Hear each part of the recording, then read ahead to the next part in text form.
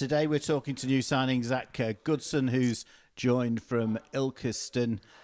Zak, you made your debut on Saturday in what was a pretty difficult day for everybody at the football club. Yeah, obviously we know that Solihull are going to be a good test. They're going to be in the top three, top four towards the end of the season, and obviously that's a different challenge now for us going into each game, thinking what we're going to play against, how we're going to set up, and obviously Phil does.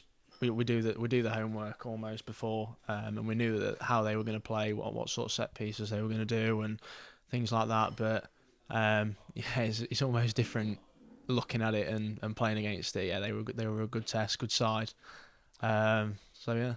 And you got an opportunity to come on in the second half and played up front against two experienced and very good defenders, Rhys McNally and Fika Kelleher. And that was a tough ask against two very strong central defenders at a time when the game had pretty well gone. Yeah, obviously, I know that obviously the standard is going to be a lot different to where I've come from. But again, that's a test for me now. How can I test myself against them better defenders, them better centre halves? And like you said there, the game was, even though obviously I came on at 3-1, I think it was. I still try and do my best. I still try and work hard. I still try and create stuff. But yeah, like I say, it was obviously difficult.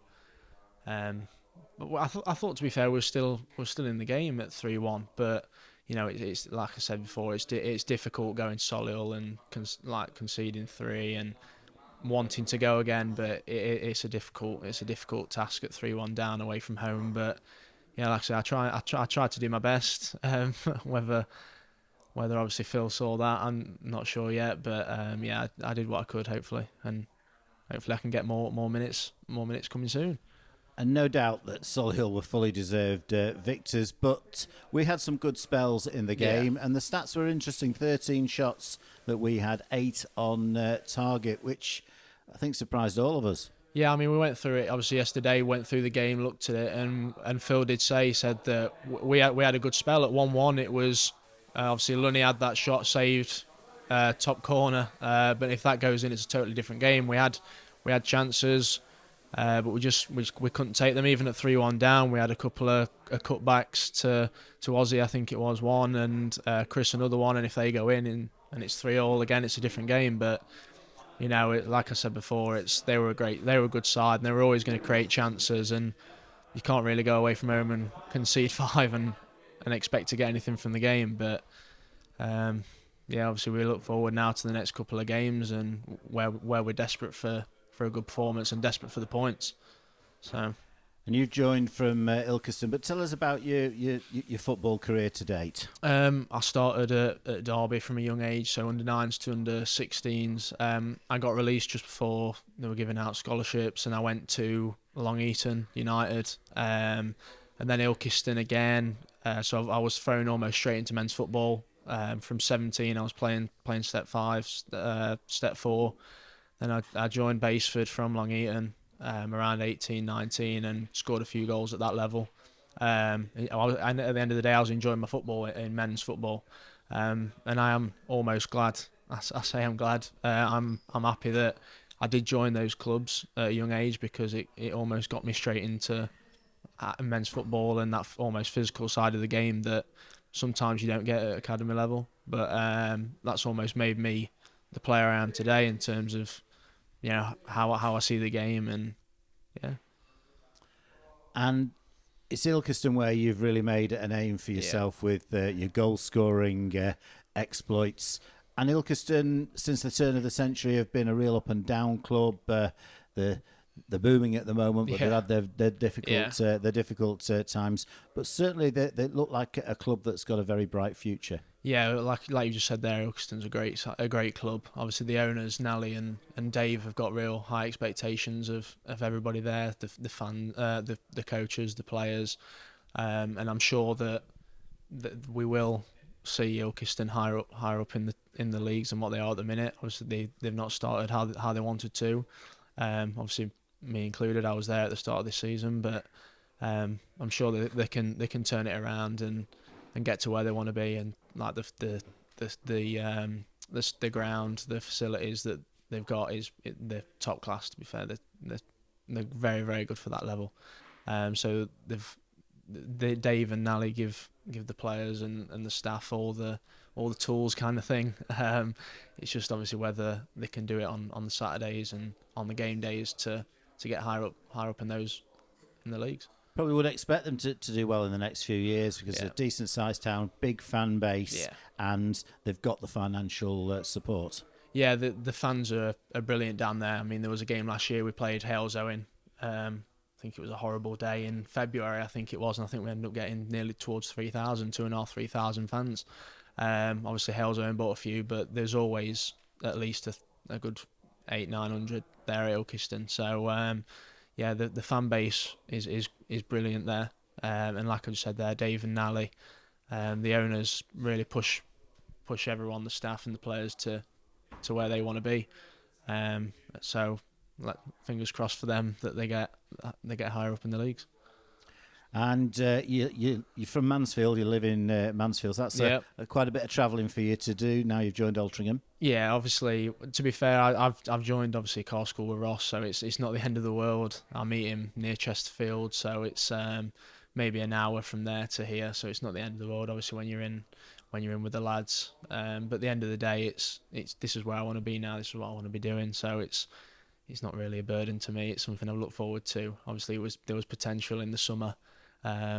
Obviously joining here, and it was something I was looking forward to. So I thought if I put my head down at the start of the season, then this is potentially a club where I could see myself in the next few weeks. And obviously when Phil rang me up about a month into the season, it was obviously a good thing, and I thought I did well at the start of the season. Obviously the results weren't going our way, but I got a couple of goals for Ilkeston, and hopefully I can transfer those goals from Ilkeston to here. Fingers crossed. Anyway.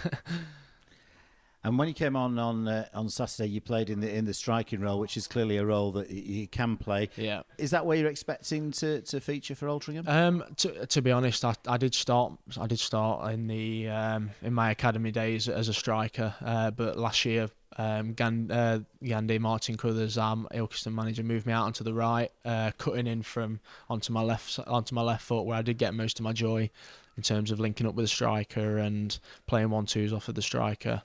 Obviously, I can still go down the right side. I use my right foot, but I do prefer to play on that right flank. But anywhere along that front three, I think I can feature this season.